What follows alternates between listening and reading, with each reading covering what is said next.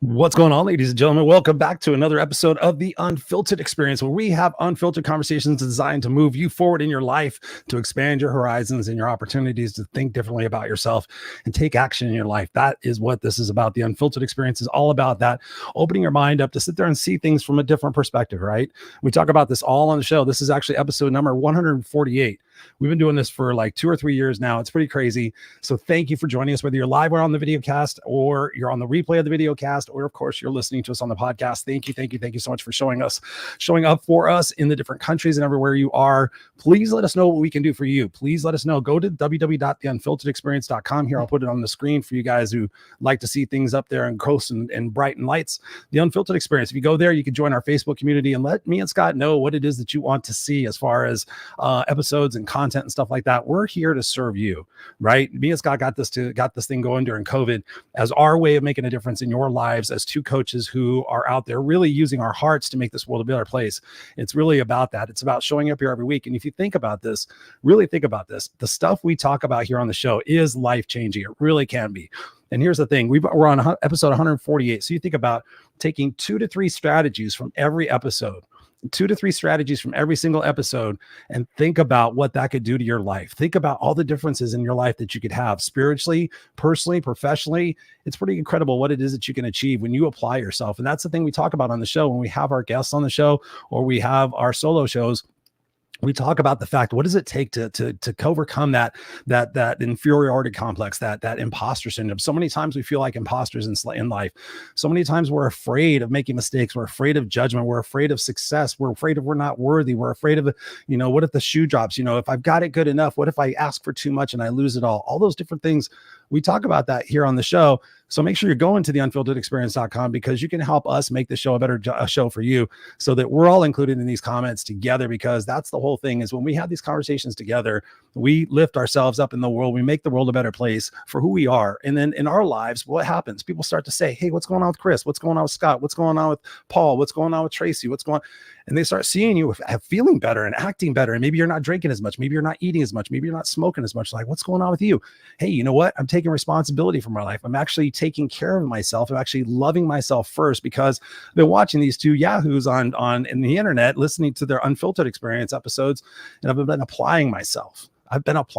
We really truly hope that you're not just showing up here every week and being entertained by us, because that's one thing that's really cool. But at the same time, we want you to take action, right? Take that uncomfortable action. I know I do, and I am. And as I continue to take that uncomfortable action, you know what happens in my life? My perspectives about things that were kind of consistent and stale, they start to shift. And then I start to see things from a different angle. And I start to realize maybe that isn't important anymore. Maybe that's something I need to let go of. Maybe that's something that is no longer serving this version of Chris, right? So if we're continuing to elevate and we're continuing to change, it's pretty incredible how that can kind of feed off, and we can make this world a better place, because then they're going to say, what's going on with you? What do you do? I'm working with a coach. Hey, I've got this guy, Christopher Rausch, who's coaching me in this group accountability coaching thing. I've got this guy named Scott. He's got this Go Love Now program, whatever it might be. Take action in your life, right? If you've got books on your shelf, and I've heard this so many times, I've got this shelf help, right? You've purchased courses, you've bought these books with the intention of actually doing them and starting that business or doing that side hustle, whatever it might be. Why not take action on that? Why not pull that book off the shelf and say, you know what, 2024 is not going to be the year where I end the year going, wow, I should have done this and I could have done that.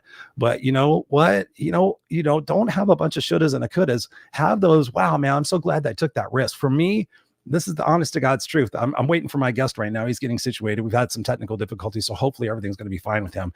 But listen, let's just be serious about this. When you get clear on the fact that you are no longer going to accept that voice in your head, right?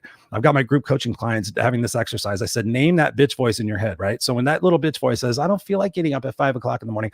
I don't want to get up. It's too cold. I'm too comfortable, right? I want you to tell that little bitch voice. I want you to give that voice a name, right? So I tell people my bitch voice is Stan. Hey, Stan, fuck off. I don't give a shit what the fuck you think you want, Stan. And I talk very, very matter of fact, like, just like setting the tone of what I will and I won't tolerate. Listen, Stan, fuck the fuck off, Stan. I don't care if you don't want to get up at 5 o'clock, Stan. Guess what? I love getting up at 5 o'clock because I know that it's uncomfortable and I know that it's cold outside. But I know when I get to the gym and I see other people there at 5 o'clock in the morning, I'm going to be inspired. And I know that by 7 o'clock, most people are just getting up and they're looking at the news on their phone and they're being pissed off, but you've already got your workout in. You've already got an adrenaline and going on in your brain. So fuck off, Stan. I don't give a shit if you want to get up at 5 o'clock or not. I'm getting up at 5 o'clock because that's what winners do. And so I've been having people do that. And I've actually been testing this, and people are having a lot of fun with it because they realize that that stupid voice in their head is not there to make you stronger. It's not there to push you out of your comfort zone. It's there to keep you comfortable and complacent and miserable until someday you hit rock bottom, and then you decide to change because now you have a lot of leverage in your life. So I'm seeing my guest backstage. My guest is going to give me a thumbs up and let me know everything's good. Everything's good. Awesome. Well, I apologize. Let me just mention this as well. Scott unfortunately could not be with us again tonight. He's got some scheduling conflicts. The man is busy. He's really, truly busy. He's out there doing men's retreats. He's doing his Go Love Now group coaching program. So sometimes he can make it. Sometimes he can't. Sometimes we do recorded shows and we play them here on Friday. Sometimes we do replays. But because we're here to serve you, I told Scott, I said, well, maybe sometimes I can't show up because maybe I'm camping or I got something else going on. You go live and let's just keep the momentum going. Let's just kind of bring a little bit of variety to the show. Like last week, I had my buddy Jock on. He was my guest host and we had a great conversation. So if you missed that, go back and check it out. It was very, very, very deep, very philosophical. Jock's an amazing person. He's a mentor in my life. So if that tells you anything about who I allow in my life, Jock's an amazing dude. That's what we did last week. So we wish Scott all the best. Hopefully, maybe he might be watching and chime in here a little bit. But in that case, we have been wanting to have this gentleman back on the show because he has some stories to tell. He has lived multiple lives. You talk about Kat having 9 lives. I think this gentleman has probably about 18 to 20 lives. So we're going to have him on here. We're going to talk about the lives. But most importantly, we're going to talk about how you can shift your perspective tonight, whenever you're watching this and listening to this. I want you to write down 3 things from this conversation we're about to have, because 3 things are going to change your life if you decide you want to, because this guy is brilliant. He's amazing. I look up to him. I think he's brilliant. Mr. Paul Nadeau, welcome to the Unfiltered Experience, my brother. Thank you for being here tonight. Thank you so much. And I am so sorry for all the technical difficulties. It looks like I'm using my phone after all. I set up my computer. Set up my computer and had everything going, and it works fine with other applications, but when it comes to StreamYard, for some reason my computer and StreamYard don't get along. Are you using Chrome? Were you using Chrome browser? Yeah, I'm using a Chrome browser. That's weird. Not too often we've had any issues whatsoever.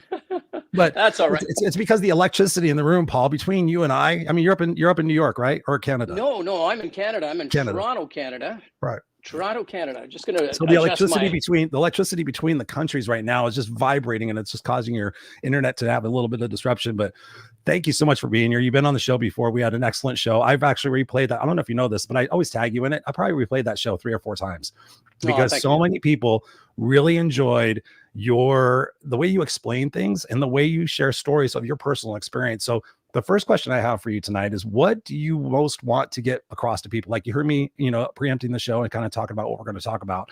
Yep. What do you in your heart of hearts want people to listen and take away from this conversation we're about to have? What do you want them to go, okay, those are the 3 things. Those are the things that I really want people to get. What is that for you? I think the 3 things for me, number 1, don't be so hard on yourself. And you spoke of this just a few minutes ago, how we judge ourselves and how we think that other people are judging us all the time. We're far too hard on ourselves. And that's one of the things that I would hope to get through to people, is that don't be so hard on yourself. Do some self-examination for sure. If your life is not going in the direction that you want it to go, it's important to examine what it is that's not working out and to determine how you can modify maybe your behavior and become the person that you want to be. So the first one is, don't be so hard on yourself. The second one is to live in this moment, because so many people focused on the past, or they focus on the future. They don't focus on the moment. This moment is the only moment that we get to live. We don't know how many of these moments we get to live. We don't. But this is the one that should be the most important to us. For me, this moment is the most important moment of my life. Why? I get to share it with your audience and with you, Christopher. In this moment, I get to communicate. I get to have these feelings. I get to answer questions and give ideas. This is a great moment. I will never step into this moment a second time. Like, we can never step into the same river twice. So live the moment as well as you can and as meaningful as you can. And I guess if we're going to come up with 3, is make sure that you're focusing on the right thing. Like, are you focusing on things that you can control, or are you focusing on things that you can't control? Are you focusing on what you have, or are you focusing on what you don't have? And these are things like focusing on the past. Well, so many people live in the past that they don't get to live in the moment because their minds are so preoccupied with what ifs, what could have happened, what I should have done. And again, that comes back to my number one. Don't be so hard on yourself. Forgive yourself for having made errors, for having been human. We're human beings, and we are also human becomings. And Oh, yeah. You know what? We are becoming, and every day is an opportunity to become that much better. So many people are competing with other people. Oh, I've got to be as good as him or as good as her. I got to be this big. I got to be this rich. How about competing with yourself? How about trying to be a better version of the man or woman you were yesterday? ah, Like, he's those are dropping my bombs ideas, already, man. ladies and gentlemen. He's dropping bombs. Those are my thoughts, man. Those are my thoughts. I love it. I love it. We're going to dig into that in just a second because I have a method to my madness tonight a little bit. I mean, of course, it is always raw and unscripted, but I have a method to my madness because I know what we're going to talk about. So, Crystal Rise in the house. What's up, Crystal? Says thank you. She says hi, Christopher. What's up, Crystal? Thank you for joining us. Appreciate it. Hello, Crystal. Got Robert in the house. Robert says hi, Christopher. He also says Toronto, born there. I was a yeah, of course. You got the that. Good evening, Mr. J. Paul Nadeau. And Ted Legal is joining us from a rehabilitation center somewhere, rehabilitating from open heart surgery. So thank you, Ted, for joining us. Appreciate you, brother. Hope you are on the mend. I know you are. This gentleman is completely, truly unstoppable. So appreciate you guys all being here.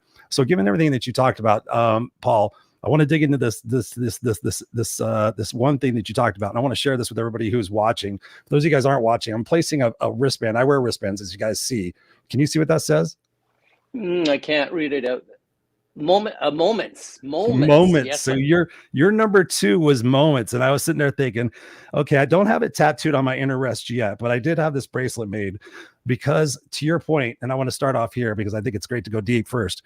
Is I have found in my life that, talking about the egoic self, right? We can either talk about the egoic self or our soul self. Like you said, we're either human beings or human becomings. I love that. We did a show not too long ago about human beings versus human doings, Scott and I, talking about that difference and how we can be more into that state of being connected with ourselves, right? As opposed to the monkey brain, that ego that says, right, I must compete with so-and-so. I must have more, the keeping up with the Joneses type of stuff.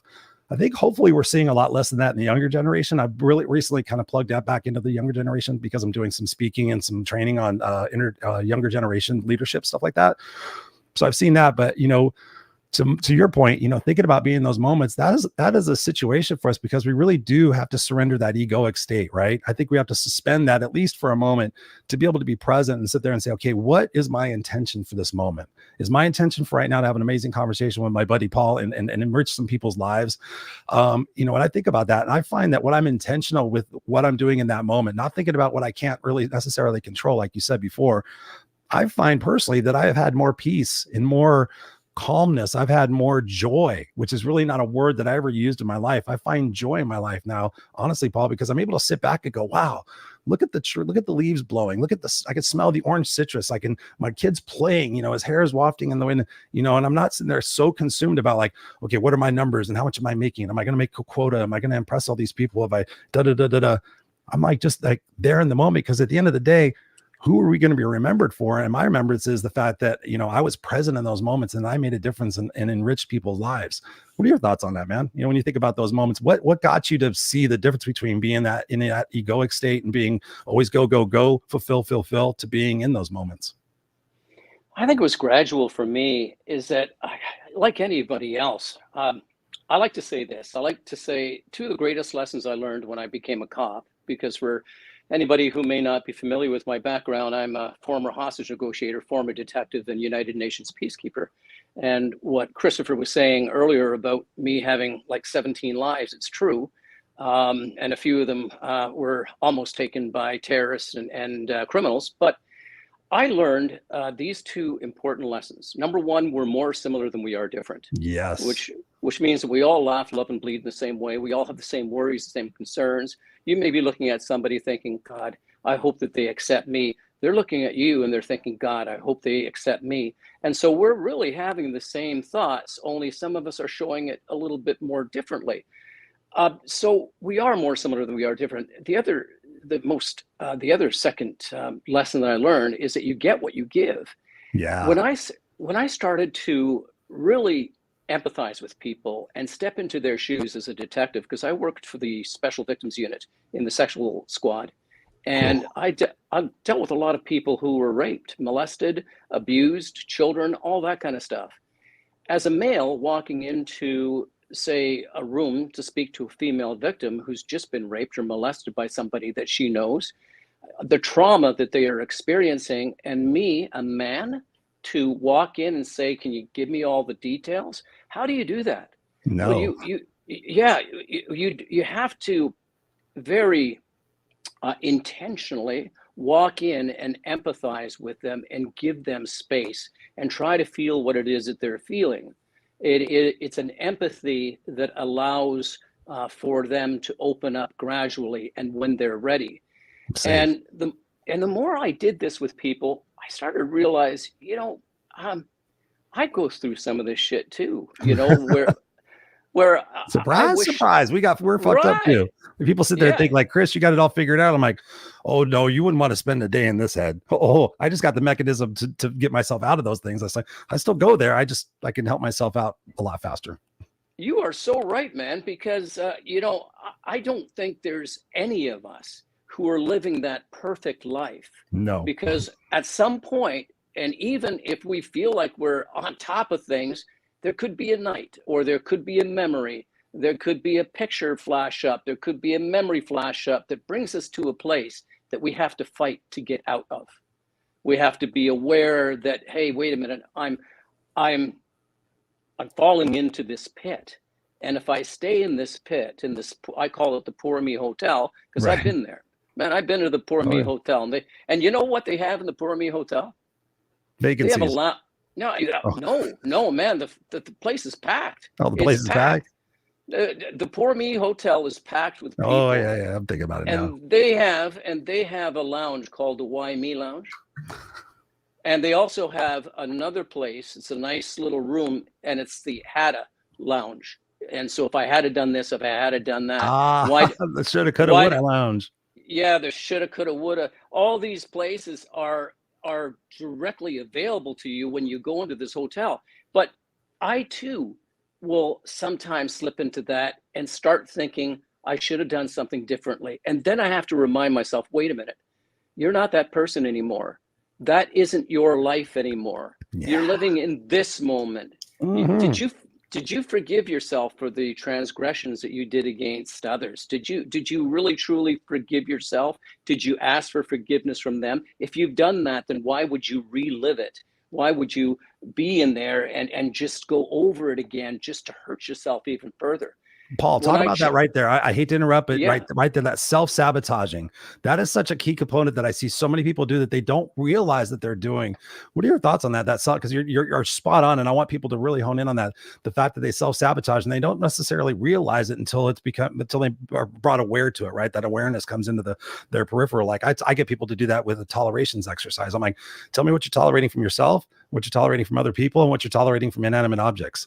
And after about 2 weeks of them being serious and raw with themselves, they realize that they're putting up with a whole lot of stuff, which is AKA self-sabotaging themselves because they have all these excuses. Oh, Chris, I don't have enough time. I have to do the lunches. I have to do the laundry. I have to clean the house. I have to do all these things. See, I have all this baggage. I can't do that. I'm a victim. I'll never get my success. Well, ladies and gentlemen, let's stop self-sabotaging ourselves and change the trajectory of what's going on. What are your thoughts on that to get people unstuck and basically unfuck themselves because they're in that place from a childhood experience, right? right. There's so much of it is tied into our childhood. And the word sabotage on itself, sabotage means to deliberately damage, destroy, or obstruct something. So when you take a look, what am I doing? I'm obstructing something. I'm damaging something. I'm deliberately doing this. And what must I do to get myself out of this state? Because it is a self-imposed state. Is that I have to police my thoughts.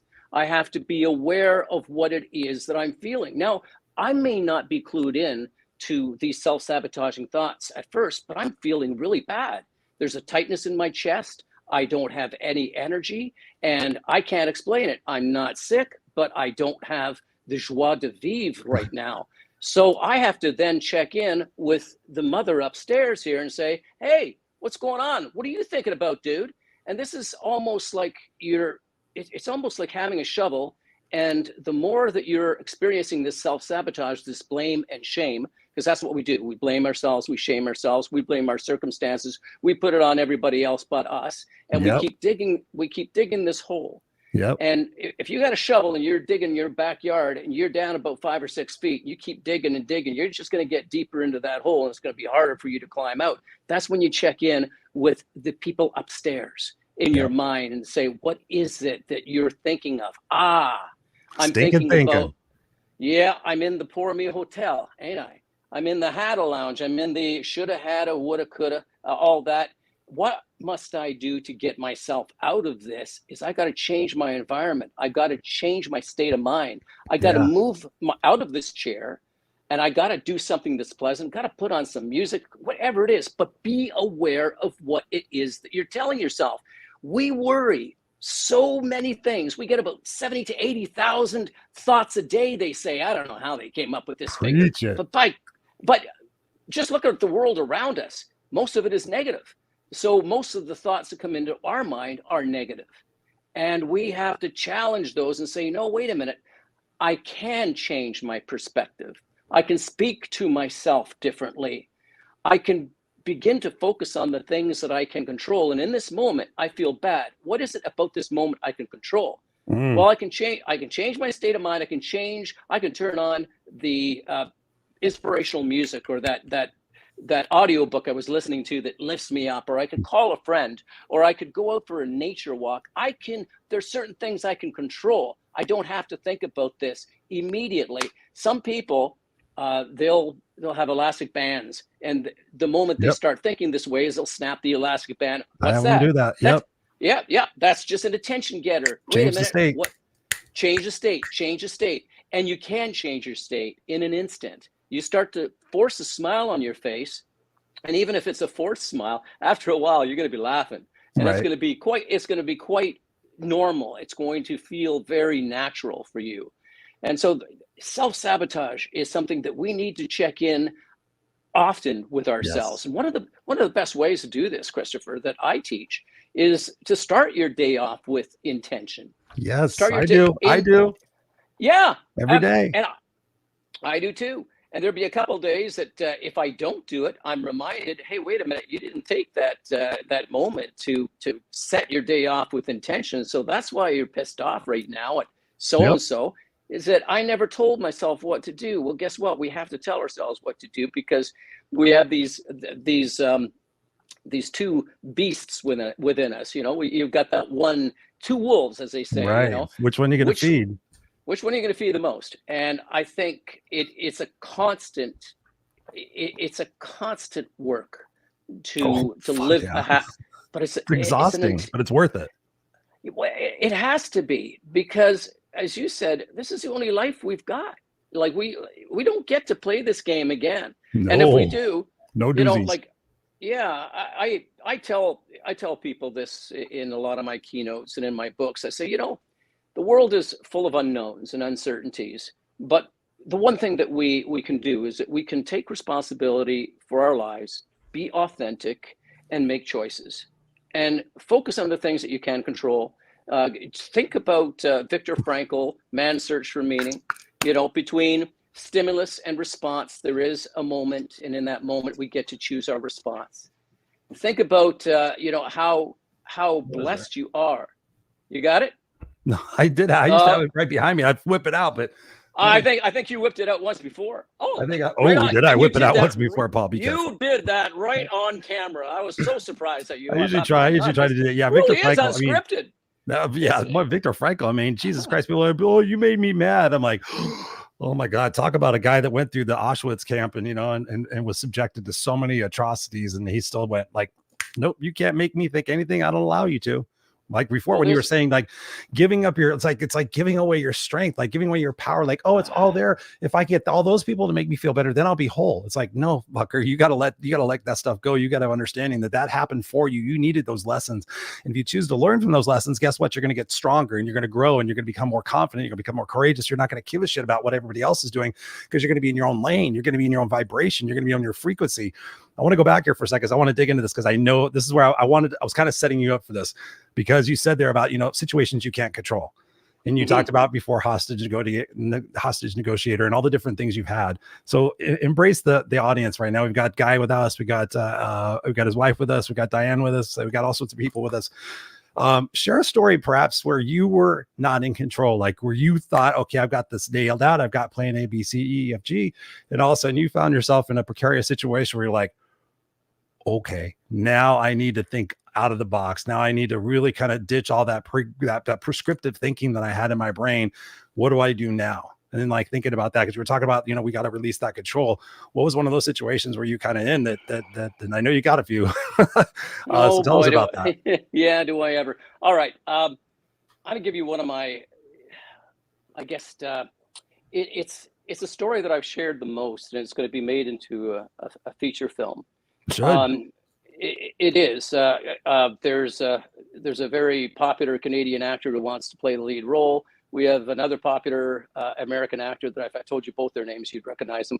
Who wants to, he's from the States. He wants to play in it too. But I'll take you back to 2005 when I was on a peacekeeping mission in Jordan, and back in the day during the Iraq War, after 9/11.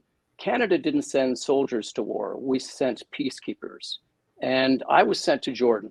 And my job was going to be to train Iraqi police cadets on how to defend themselves, how to enforce the law. I was going to teach them even about how to treat people decently and democracy and all that kind of stuff. Did they want that from us, or was that something we were imposing on them? I don't have the answer to that. Okay, just for context, sometimes I've heard my friends go there and find out they were going there for something they thought that they wanted, then found out they didn't want it. Surprise. What I will say is this, is that for the most part, like we had imagine this, we had 3,000 Iraqi men, police cadets, from between the ages of about 16, believe it or not, 16 and 70. They were only allowed to come when they were 18 to defend their country and to be police officers. But Iraq was in such desperate need for police officers that they scooped up just about anybody who was capable of holding a gun, and they would send them off to the academy, where they were paid to be there over 8 weeks. So 3,000 over 8 weeks, being taught in self-defense, firearms, explosives, criminal investigations, diplomacy, all that kind of stuff. But the problem was that of these 3,000 cadets, we also had terrorists who were infiltrating the academy simply by wearing a police uniform and signing up. Iraq was in no way able to vet the officers that were applying. And no sooner did these 3,000 cadets leave the academy and go back into Iraq, half of them were slaughtered by the terrorists that were waiting at the borders for them. Because they had chosen to go against terrorism and to fight. My friend had the same thing in the Croatian War, the Croatians and the Serbians. Sure. So I joined the academy as an instructor, and a few weeks after I had been there, I had an opportunity to work in the advocacy and counseling division, which I applied for, and I was extremely grateful to receive it. I got it. I want to take you to a particular class. I had cadets, I had Sunnis, Shiites, and terrorists in my classroom, had about 60 every 2 weeks come in. And I had a way with them. I would tell them this. I'd say, listen, I'm here to treat you with dignity and respect. And I would expect the same from you. I want to make your time here pleasant. And I would like to learn as much from you as I teach you. I'm here just to share my information with you. Now, I had a language assistant who would explain everything and do what I was asking them to do. And when I got to know them after the first few days, I'd ask them, what do you think about the war? They would ask me what I thought about the war. And many of them said, we are happy to be in this academy so that we can go back home and fight for our country. So this goes back to your question, like were we welcomed there or not? I think many of the police cadets who believed in fighting for their country were happy to have us. Many of them were afraid. Many of them didn't want to be there. Some of them were suffering from mental disorders and from physical disorders, and it was just a mess. But to answer your question about that time where I felt that I had lost complete control was after I had been in the advocacy and counseling division for a while. There was one cadet who used to come in, and they would come in to see me, and my job was to counsel them. If they were having difficulties, they were homesick. You can imagine some of these men Sure. they'd never been away from home for even a day. Wow. Let alone they had 2, 3 wives and 15 children, and they'd never been away from their wives and their children for any time at all. Yep, there you go. And you know, many of them were just heartbroken. They only got 10 minutes a week on a phone line to speak to their family, and they were there for 8 weeks. And many of them didn't know how to read, didn't know how to write. Their family. Yes. That wasn't supposed to be the way, but that's the way it was. We had university degree people there and doctors too. So a cadet who used to come in to see me because he was heartbroken, and he'd sit, and if I had some time, he'd sit down with me and my language assistant would be there. We'd just talk the way that you and I are talking about nothing, and just, hey, you know, like, how was your day? And tell me more about this, and we'd chat.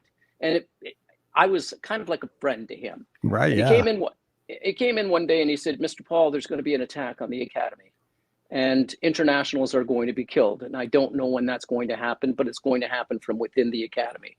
And I said, thank you. Appreciate that. So I took that information to our security division. And because we're at war, it's not like soldiers. And many of us, let's think about the soldiers who are fighting for us out there. They can't say, listen, it's getting hot out here and my life is in danger. I want to go home. Right. They can't do that. And I couldn't do that. But we were put on high alert that there could be an attack on the academy. And a few days later, my partner, who worked in the advocacy and counseling division with me, he and I used to get to the academy before any of the other instructors. We had to drive in, and we got there because our job meant that we had to see the director of the academy with a number of papers that of names of cadets who had been raped or who had mental disorders or whatever that we felt should go back home and be repatriated. And they didn't want anybody leaving. So we would be like lawyers, you know, in front of the director pleading a case. We can't have this person here because he got raped last night and his life is in immediate danger. The Sunnis or Shiites or whoever whoever did this to him are going to finish him off tonight. We've got to keep him protected. So those are the circumstances. You're living, breathing this stuff, right? You're the heat of this. I learned so much. I learned how to torture people. Remember how I told them, hey, listen, I want to learn from you as much as you learn from me.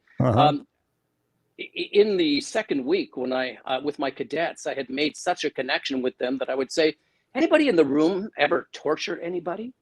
And at first, that's a fucking random question, Paul. Oh, hell yeah! Oh, but you know what? Guys had sex with a pig. Well, you know what? From my detective days, I would ask to get into the criminal mind. So how was it that you came up with this victim? What is it that I'm inquiring all the time because that's in my nature. I want to find out what's behind. So I said, anybody in this room ever tortured anybody?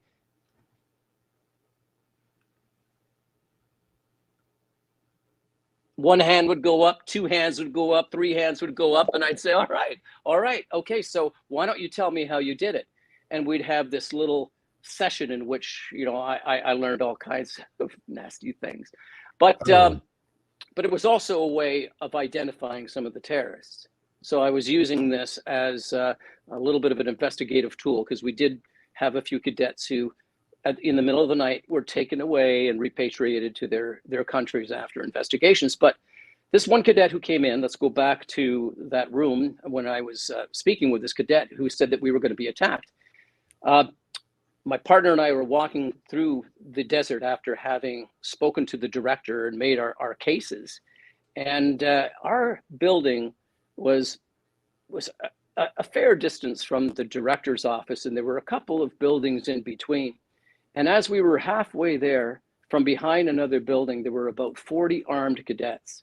Now, they didn't have guns, fortunately, but they had rocks and sticks and anything they could get their hands on that were sharp. And they rushed us and they surrounded us. It was almost like, Wow. yeah. And you yeah, guys were you guys armed with handguns or AKs or? It was an unarmed mission. Oh, wow. Oh, peacekeeping. Yeah. Yeah. No, I mean, not even that kind of zone. You weren't. We were in a very dangerous zone, but somebody thought it wasn't a good idea to arm us. Oh. And many peacekeeping missions are armed missions. Ours, we were at a threat level 3 out of 4 at one point. And snipers were in different towns and they were ready to shoot us. So we weren't welcome there, by many people. And I tell you, on this particular day, when I saw these cadets rushing us, I knew it was going to be my last day here. And my partner, your ass was going to be dead. Like that would be so horrifying. Yeah. You know what? How many of you were there? Where you guys were walking? You said there's 40 of them. So how many of you? Two. Just you and your partner. Just me and my partner Jarmo. Jarmo Utala, a wonderful man, Finnish officer.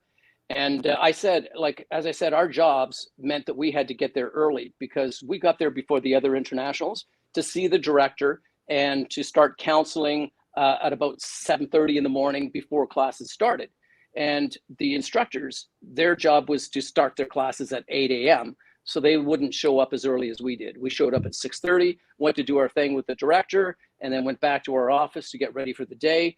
And on this particular day, we only made it halfway to our office when we were surrounded by these guys, and they were hooting and hollering and yelling and screaming. And I remember my partner, he's about a foot taller than me. And he looked down at me and he pats me on the head. He just gives me this little pat on the head and he says, "This is going to hurt, little buddy." And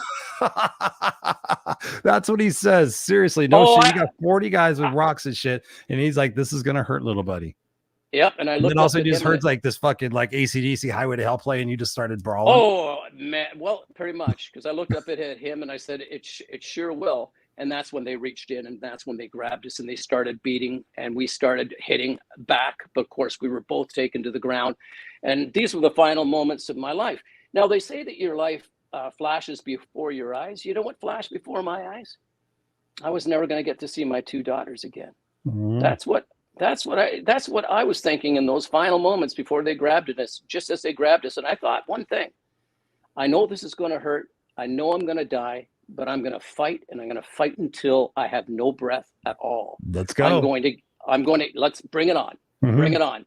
And that's where you go into your savage mode and you became the animal that's inside of you. You let the beast out. And that's what I did. But as I was getting beaten too, I heard one voice yelling my name. This voice was yelling, "Mr. Paul, Mr. Paul, Mr. Paul." And he was yelling something else in Arabic. Of course, nobody was translating for me. I had no idea what was going on. But the more he was yelling, the less I was getting beaten up.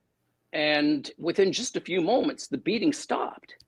And they all moved away. It was like the parting of the Red Sea. Like the waters just like all these floods of bodies just moved away. And I'm on the ground. And you believe it or not, those cartoons where the character gets hit and it looks like there's little birds. Bird. Woo, woo, woo. I think I saw those birds that day. I took me a while to focus, to get my mind focused and my eyes focused. And I was looking for, I was bruised, I was battered, and I was looking for the guy who had called my name.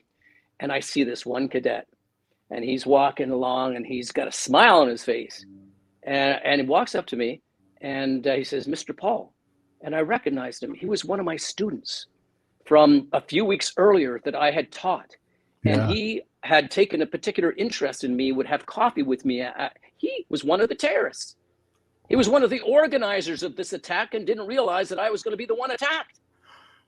So he put a stop. Damn, the imagine the coincidence, the intersection. I mean, that's not. Do you think that was a coincidence? I don't know where that came from. If you Ooh, believe in a God, you believe in something. seriously. There was something at play that day, and he extended his arm out to me. He grabbed me by my arm and he lifted me and he said, "Mr. Paul," and he ordered somebody to do the same thing to my partner Yarmo. So we both got picked up off the ground, and he said, "It's time for you to go. It's not going to be a good day." And I left. He said it's going to be But time for you to go, but it's not going to be a good day. not going to be a good day. So This we was the put a attack stop. that they were talking about. Yeah, this was the attack that they were talking about. They were planning on killing internationals, but we put a stop to that because we managed to get all the internationals to stand back and to stay outside of the academy grounds. And they just started too early. Thank God for us. They started too early, and the academy was shut down, and they damaged the whole place.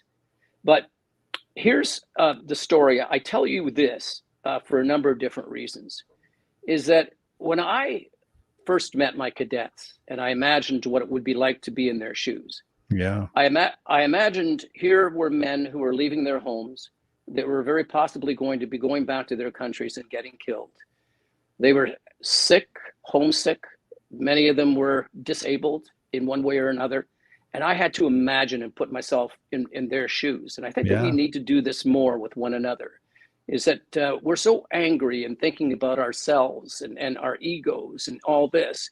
And if we only imagine what it must be like to walk a mile in somebody else's shoes and what crosses they carry, even, Amen. the story in the Bible where Jesus Christ was made to carry his cross, it is a great story in that he wasn't able to carry it on his own. He needed help to lift that weight off his shoulders, as we all do. Yeah. And when I put myself in these cadets' shoes and imagined what it would be like, I treated them differently. I treated them with that dignity and respect that I spoke of.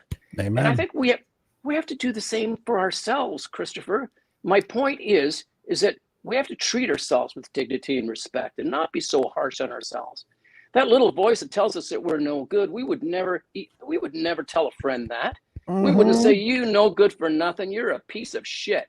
And if you don't get your act together, you're just gonna disappoint. So we wouldn't tell our friend that. If our friend came to us and said, "I'm going through this," or "I went out on a date last night, didn't go so well," we would say, "Well, that's no surprise. You're 15 pounds overweight. You're ugly, and you're not interesting." Right. We wouldn't tell our friends that. Why do we tell ourselves that? Why? Tell me why. Why do we do that, Paul? Why? Because we're afraid of the opinions of others. We put far too much weight in what other people think. We're not living with authenticity. We are not being transparent. We're not being ourselves. We're so focused on what other people are going to say and think. They're not thinking about you. They're not going to talk about you. And if they are, it ain't good. And you know what? Opinions are like assholes. Everybody's got one and they ain't pretty. So I'll tell you something. It's time that you start treating yourself with this kindness and this compassion. And yes, when you make a mistake, admit it and be the better person, the better man, the better woman, and make something of yourself. And ask yourself this from time to time: what must I do to become the person, to become the CEO of this company? What must I do to get myself there? Don't fake it until you make it. Become the person. It's like an actor. An actor they don't go through the script and just deliver lines. They become the character. Exactly. When you become, what must I do to be the ideal boyfriend, the ideal girlfriend? What must I do to attract another person? I must become this person. I must study how to be this person, and I must be that person. I have to be warm. I have to be interested. I have to be genuine. I have to be me. But I don't want to fake it, because that ain't making it. And those are a few of my thoughts on the topic, brother. Damn, Paul, dropping firebombs, dude. I told you I would like it, man. I wish this show was more long form content, because we're just like scratching the surface on so many places we could go deep on. We've got time for a couple more questions. I want to ask you this question, because you kind of ebbed upon it. throughout this conversation, and you kind of talked about like our best, right? And I hear so many people, I think I want to phrase it this way. What do you personally think and say when people say, God, Paul, I'm doing my best. You know what, Paul, I'm giving it the best I can. I'm doing my best. What are your thoughts and reactions when you initially hear that from people? Are you really? Yeah. Are you really doing your best? I caught myself like saying I did the best I could, and I jammed myself on that, and I came up with some interesting discoveries. But please tell us what's going on and with that, and why we don't do that, because so oftentimes we have the opportunity. Like my mom used to beat the shit out of me. She goes, "You have enough time to do it right the second time. Why not do it right the first time?" Like if we do have that time to do it right the second time, why don't we do it right the first time? So it's always kind of stuck in my head as far as what Michael Baker was talking about here with integrity, right? But so oftentimes we're not doing our best. And where does that come from? I thought about it when I was going through this experience. I thought I didn't do the best I could. Why did I just say that? And I thought, when I was a kid, hey, Chris, did you do the best you could? Yeah. Okay. Do better next time.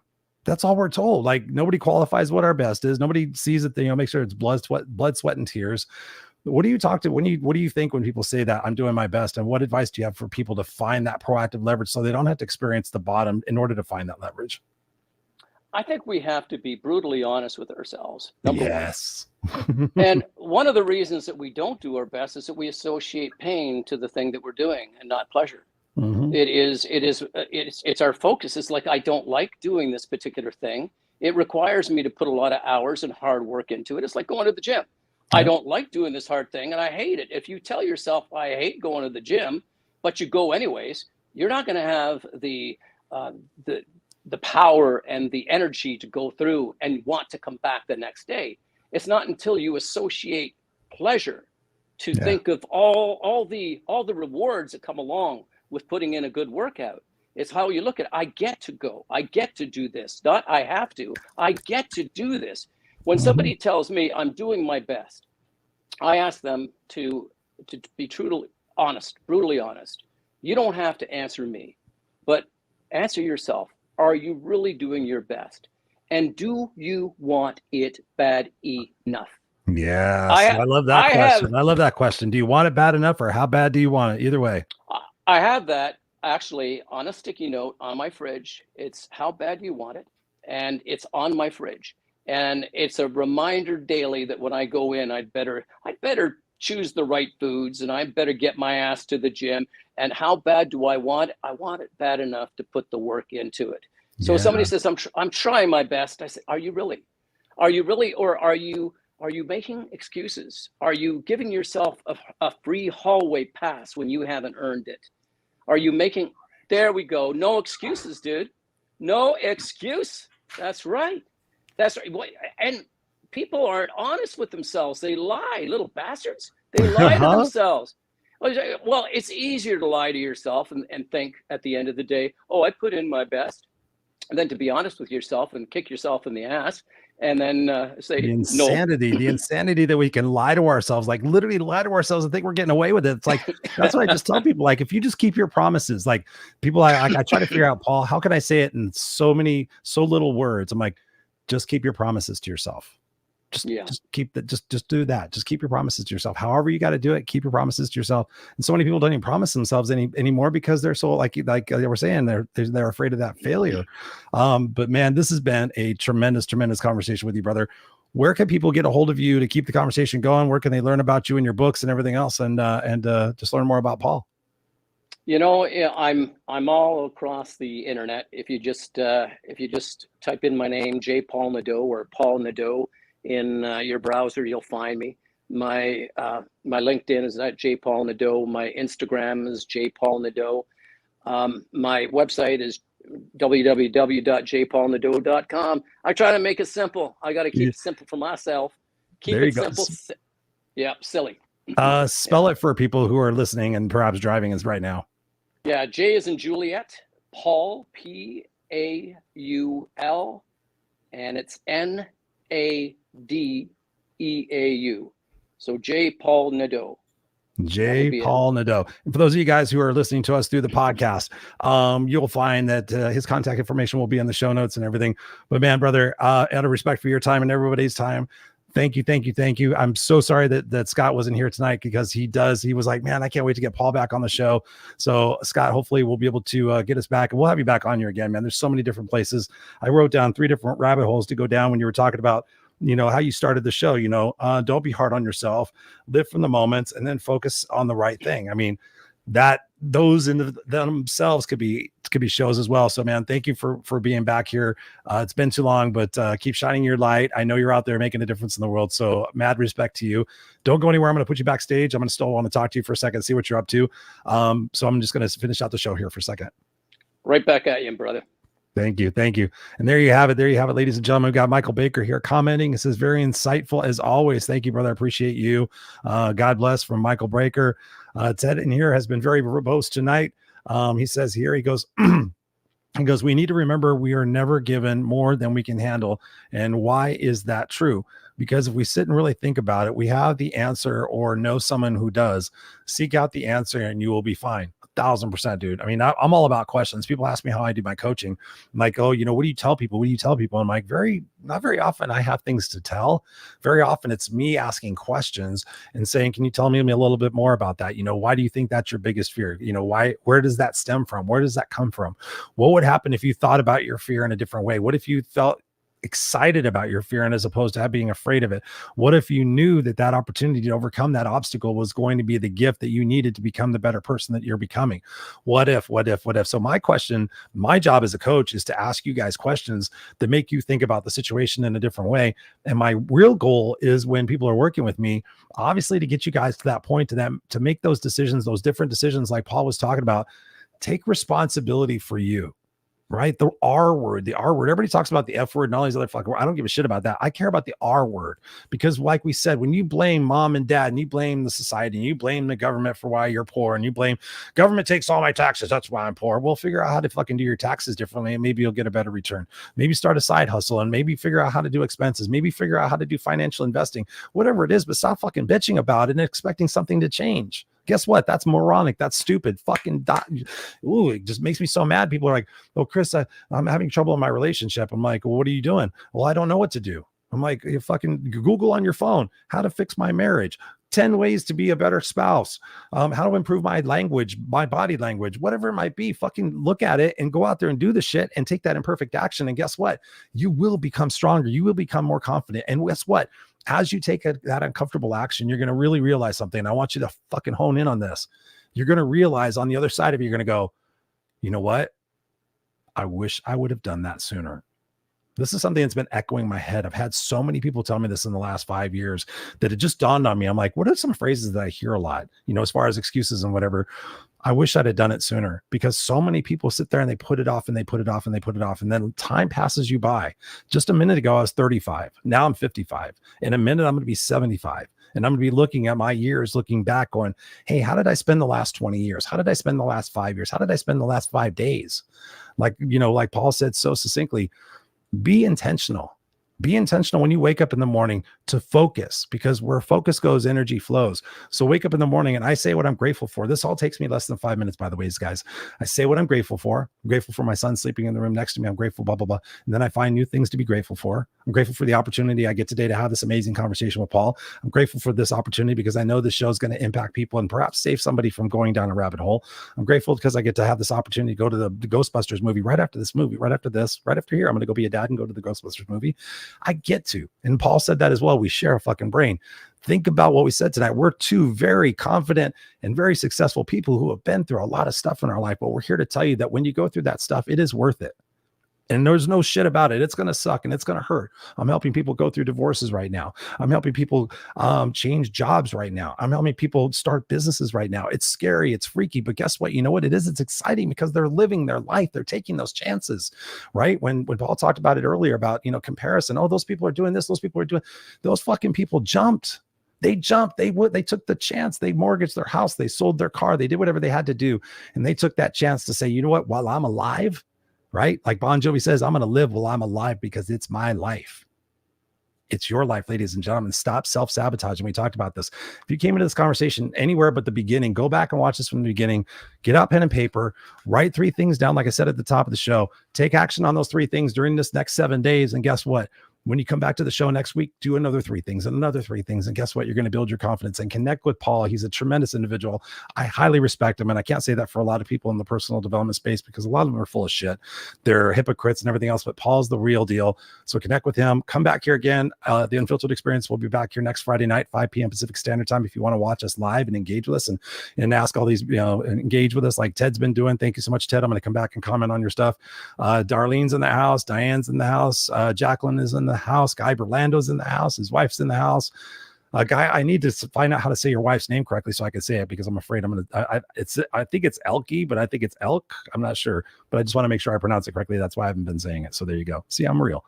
All right, guys. I love you guys. We wish Scott all the best. We hope we're back here next week. And go out there, be beautiful, make the world a different place with your comments and your actions, because when you do that, we lift each other up, and that's what we need to do in this world right now. So let's make it a magnificent year. Let's focus on what it is that we want most. Let's go out there and be that difference. And we'll see you here next time on the Unfiltered Experience. I'm Christopher Rausch, your No Excuses coach.